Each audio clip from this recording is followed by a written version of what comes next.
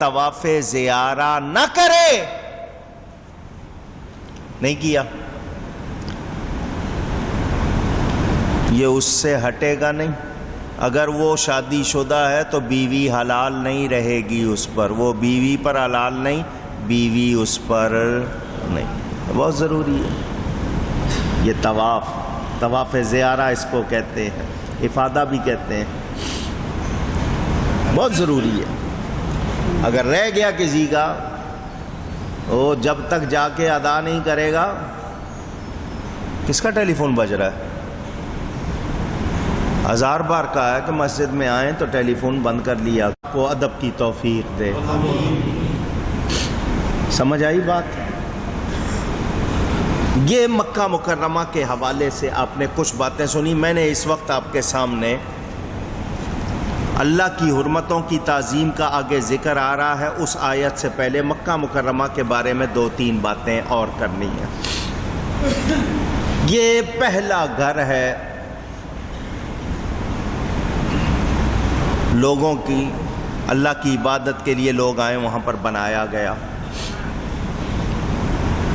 اس کے لیے قرآن میں بیان ہے، ان اول بیت وضع للناس، بلا شبہ سب سے پہلا گھر جو لوگوں کے لیے بنایا گیا کہ وہ اللہ کی عبادت کرے، للذی ببکۃ، وہی ہے جو مکہ میں ہے،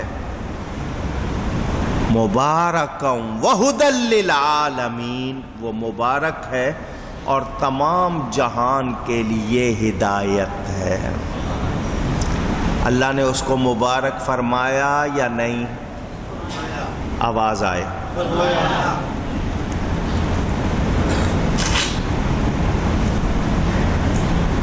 کس چیز کا بنا ہوا ہے؟ پوچھ رہا ہوں، آواز آئے؟ پتھر کا۔ مگر اللہ کے گھر میں لگ گئے تو برکت ہو گئی یا نہیں ہوئی؟ جب اللہ اس کو مبارک فرما رہا ہے تو جو چیز اس سے لگ گئی وہ مبارک ہوئی یا نہیں ہوئی؟ اونچی۔ کوئی رہ گیا ہے تو وہ بھی بول لے، ہوئی یا نہیں؟ کیوں کہلوا رہا ہوں؟ مسئلہ سمجھے۔ کعبہ مبارک، اب جو چیز اس سے لگ رہی ہے وہ مبارک۔ اللہ کے گھر، بات اللہ کی ہے نا، نسبت اللہ کی ہے، اللہ کی وجہ سے وہ اس میں برکت، جو چیز اس سے غلاف لگ گیا وہ مبارک، پتھر لگ گیا وہ مبارک۔ سڑک سے کوئی پتھر اٹھا کے دے، چوم لو، چومو گے؟ کہے گا کعبے کا پتھر ہے، آنکھوں سے لگاؤ گے یا نہیں؟ اونچی کہ مبارک سے نسبت ہے، تو جب اللہ کے گھر سے نسبت ہو جائے چومنے کے قابل، جب اللہ کے حبیب سے نسبت ہو جائے تو کیوں چومنے کے قابل نہیں ہے؟ اللہ۔ لوگ کہتے ہیں تم اللہ کا نام نہیں چومتے، نبی کا نام چومتے ہو۔ تو اس کے لیے ہمارے ایک بزرگ نے بڑا اچھا جملہ کہا۔ انہوں نے کہا، ہم جس کو چومتے ہیں اس کو پوجتے نہیں، اور جس کو پوجتے ہیں اس کو چومتے نہیں ہیں۔ سمجھ آ گئی؟ ان لوگوں کو بہت تکلیف ہوتی ہے، ہم نبی کا نام کیوں چومتے ہیں۔ امام نووی مسلم شریف کی شرح لکھنے والے بڑے مشہور امام، صدیوں پہلے، ساری دنیا کے علماء ان کو سلام کر، وہ کہتے ہیں مدینے جاؤ تو مدینے کی خاک کو سرما بناؤ، در و دیوار کو چومو، محبت والے۔ کون؟ اونچی۔ اور جن کو محبت نہیں، وہ کہتے ہیں مدینے جانا ضروری نہیں، ان کو اندازہ نہیں ہے نبی کی نسبت۔ میں نے آپ کو بتایا صحابہ کے واقعات۔ حضور صلی اللہ علیہ وسلم حضرت انس کے گھر تشریف لے گئے، ان کی والدہ ام سلیم، پورا گھرانہ نبی کا عاشق، بہت مشکیزہ پانی کا تھیلا وہ ہوتا تھا چمڑے کا بنایا ہوا، مشکیزہ کہتے تھے۔ آپ کے ہاں بھی پہلے لوگوں نے پرانوں نے مشک دیکھی ہوگی، اس سے پانی بھرتے تھے۔ حضور صلی اللہ علیہ وسلم نے اس کے منہ کو کھول کر پانی پی لیا، مشک تھی ان کے منہ کو، اس کو کھول کر انہوں نے اتنا چمڑا کاٹ دیا۔ اس کو اور کوئی منہ نہیں لگائے گا، ہم اس کو تبرک بنائیں گے، اس کو ہم تبرک بنائیں گے، نبی کے منہ سے لگ گیا ہے۔ حضور نے یہ نہیں کہا یہ تو چمڑا ہے، تو جانور کی کھال ہے، اس میں کیا ہے؟ نہیں، صحابی کا عقیدہ پتہ چل گیا، حدیث ہمارے پاس آ گئی، اور اللہ کے پیاروں سے نسبت ہو جائے تو غلط۔ قرآن شریف کے اوپر یہ جو کپڑا چڑھاتے ہیں اس کو کیا بولتے ہو؟ غلاف اور جزدان۔ ہاں ٹھیک ہے، صحیح نام بتایا، جزدان اور غلاف۔ چومتے ہو اس کو یا نہیں؟ اونچی کیا بھاؤ ہوگا یہ کپڑا؟ پوچھ رہا ہوں، ایسے ہی اندازہ 50-100 روپے کا اندازہ۔ میں ایسا کرتا ہوں، مارکیٹ سے کپڑا لاتا ہوں 2000 روپے گز، حالانکہ مارکیٹ میں لاکھ روپے گز کا کپڑا بھی ہوگا۔ وہ لا کے کہوں آپ کو چوم لو، چومو گے؟ یار 2000 روپے، یہ 50 روپے کا، وہ 2000 کا ہے۔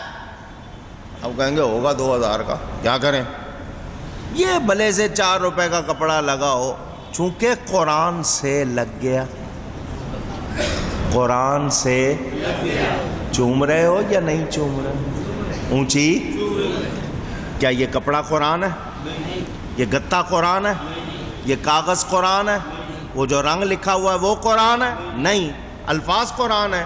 الفاظ اس رنگ سے لکھے گئے، رنگ میں برکت آ گئی، وہ رنگ چھپا کاغذ پر، کاغذ میں برکت آ گئی، اس کے ساتھ لگا گتا، گتے میں برکت آ گئی، گتے کے ساتھ لگا کپڑا، برکت آئی یا نہیں؟ اونچی تو بات تو اللہ کی طرف گئی نا، اللہ کا کلام ہے، نسبت تو اللہ سے ہی ہے، تو اللہ سے نسبت ہو جائے، چومتے ہو یا نہیں؟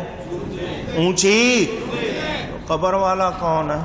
وہ بھی تو اللہ والا ہے، وہ بھی تو اس کے بدن سے لگی مٹی، مٹی کے اوپر چڑھا غلاف، نسبت تو وہی ہے۔ اگر ہم چومتے ہیں تو غلط کرتے نہیں، ہمارے پاس ثبوت موجود ہے۔ میری کتاب پڑھ لینا، مزارات و تبرکات اور ان کے فیوزات، جس کا دل چاہے۔ قبر کے احکام، دونوں کتابوں میں نے واقعات لکھے۔ اللہ والوں کی قبر کو چومنا غلط نہیں، تبرکات کو چومنا غلط۔ حضور تو پھل کو چوم لیتے تھے، نیا پھل آتا تھا چومتے تھے، اللہ کی طرف سے آیا نیا پھل، تو ہمیں پتہ چلا یہ محبت ہے، یہ غلط۔ اونچی نہیں، آج کل تو فتوے لگتے ہیں۔ بہرحال کعبۃ اللہ کی بات ہو رہی تھی، مبارک ہے، کیا ہے؟ تو جو اس سے لگا برکت اس میں آئی یا نہیں آئی؟ اونچی آئی۔ جو اس میں آ گیا مکہ مکرمہ میں، وہ امن میں آ گیا، یہ بھی آپ سنتے رہتے ہیں۔ جعل اللہ الکعبۃ البیت الحرام قیاما للناس، اللہ تعالیٰ نے کعبہ کو جو محترم گھر ہے لوگوں کے قیام کا سبب بنایا کہ لوگ آتے ہیں وہاں عبادت کرتے ہیں۔ حضور صلی اللہ علیہ وسلم نے جب ہجرت کی، حضرت ابن عباس رضی اللہ عنہما فرماتے ہیں، مشکات، ترمذی، ابن حبان میں روایت موجود، ما اطیبک من بلد واحبک الی ولولا ان قومی اخرجونی منک ما سکنت غیرک۔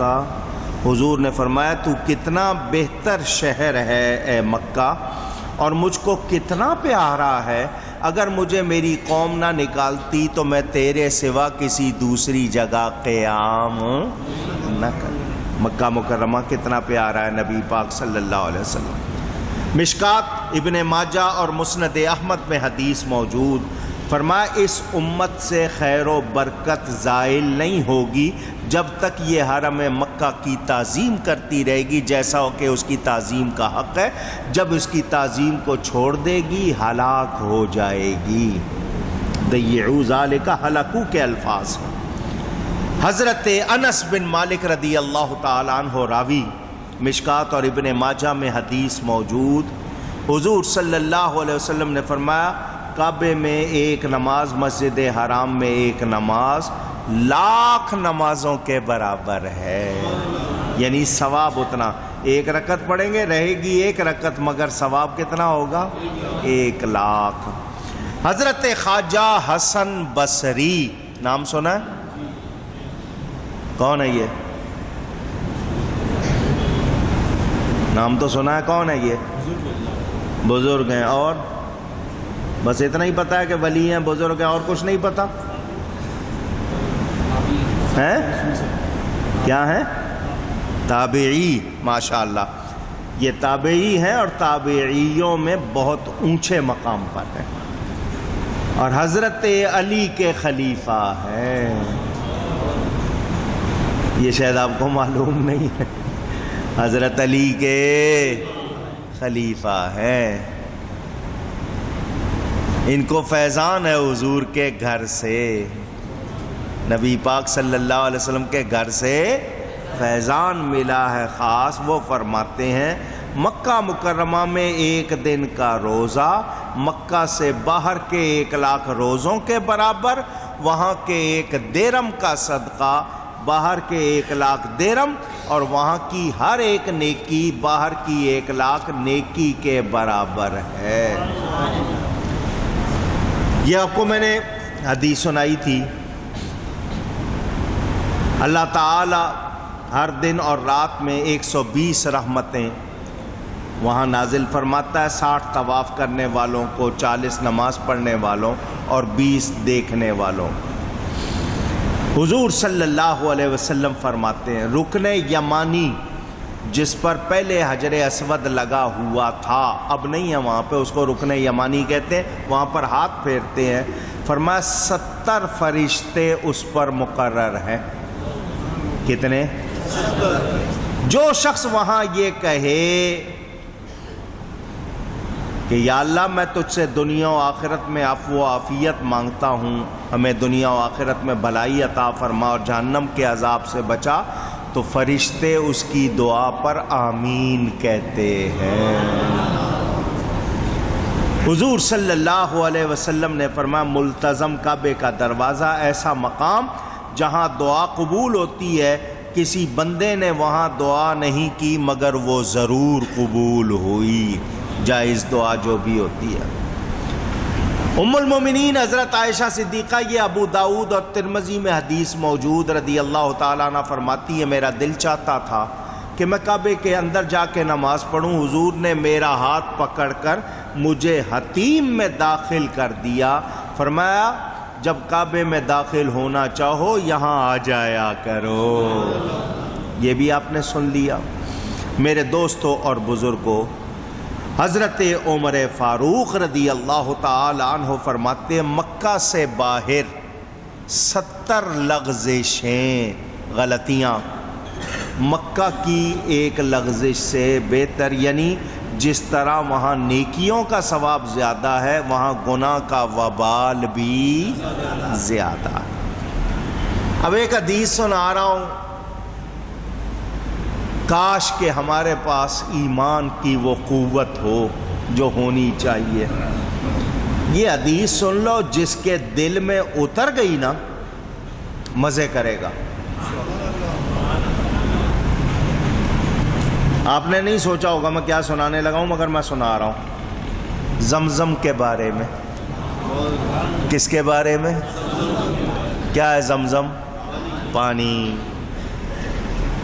ماء زمزم لما شرب لہ، بس اتنی سی حدیث ہے، اتنے ہی الفاظ ہیں، زیادہ نہیں ہے، الفاظ کے لحاظ سے کم، مگر دھیان سے سنو.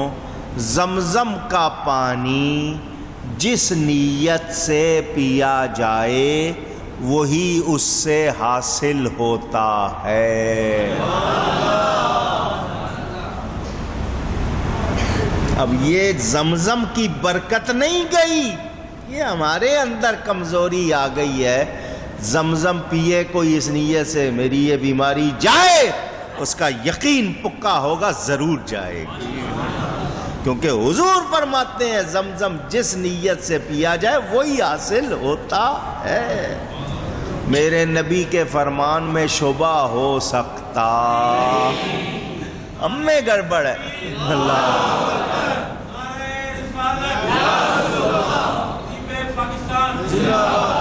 گڑبڑ ہم میں ہے، زمزم میں او جی مولانا صاحب بہت زمزم پیا، اور یہ شوگر تھی میں نے دعا کی شوگر چلی جائے، بہت پیا، اسی طرح ہی ہے۔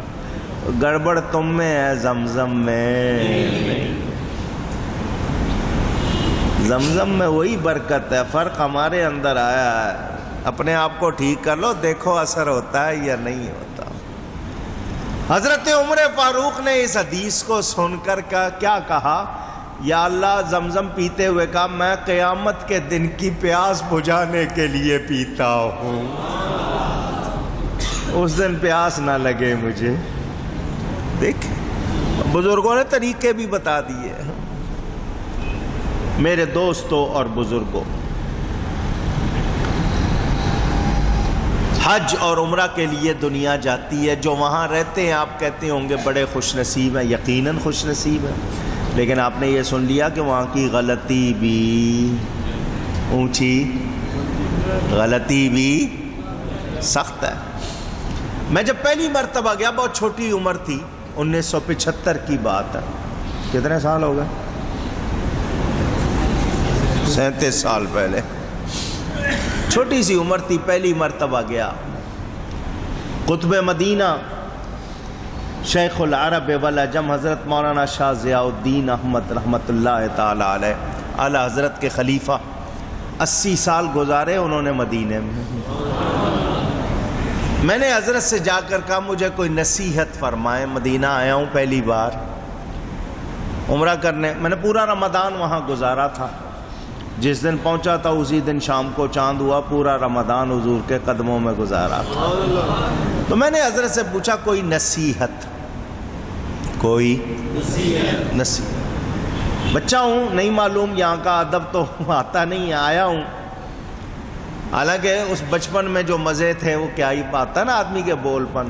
پہلی مرتبہ حضور کے روضے کے سامنے گیا، جالیوں کو دیکھا، کپ کپی ہوتی ہے نا اتاری رہی، منہ سے نکلا کہ یہ بہت اچھی مسجد بن گئی ہے، وہ دکھائیں جس میں آپ تھے، وہ جو اس وقت تھی نا جو آپ نے بنائی تھی وہ والی دکھائیں، اسی وقت دکھا دی گئی۔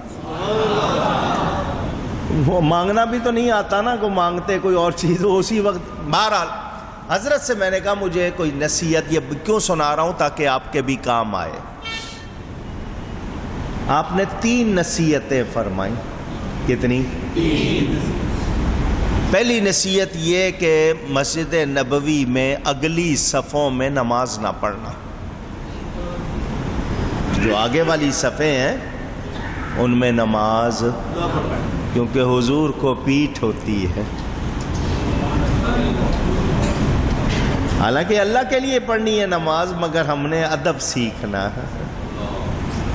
پہلی نصیحت تو یہ، اللہ کا شکر ہے وہ مجھے معلوم ہے قبر شریف کتنی، اس سے پیچھے ہی کھڑا ہوتا ہوں، کبھی اس سے آگے نہیں ہوا۔ لوگوں کو بھی جو ہے خاص بتا دیتا ہوں، سمجھا دیتا ہوں، یہاں سے آگے اگر جاؤ گے تو قبر شریف سے یہ حصہ آگے ہے، بہرحال جو کھڑے ہوتے ہیں وہ جانے۔ ایک تو حضرت نے یہ نصیحت فرمائی۔ دوسری بات فرمائی مسجد کے اندر کسی کو کوئی ہدیہ نہ دینا، مسجد کے اندر باہر دے دینا، اندر ایک کو دو گے دوسرا دیکھے گا، اس کو نہیں دو گے تو اس کو تکلیف ہوگی، مسجد کے اندر نہ دیں۔ تیسری بات جو میں نے سنانی تھی نا اب آئی، فرمایا یہاں کے لوگوں سے دوستی نہ کرنا، تعلقات نہ بڑھانا، تمہیں کوئی بات بری لگے تم کہو گے مدینے کے لوگ ایسے ہیں، ایسا کہنا بھی ادب کے،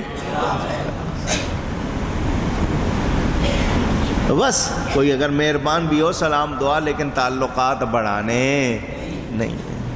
کتنی دیکھو بزرگوں کی باتیں پتہ کی ہوتی ہیں، محبت ہے سب سے، وہاں کے تو ہم کتوں کا ادب کرتے ہیں، خاک کو سرما بناتے ہیں، لوگ ملیں، لیکن یہ کہ ایسا تعلق نہ ہو جائے کہ کل کو کہیں کہ دیکھو یہ مدینے والے نے ہو کے کیا کیا، مکہ والے نے ہو کے کیا کیا، تو اس طرح کی نوبت نہ آئے۔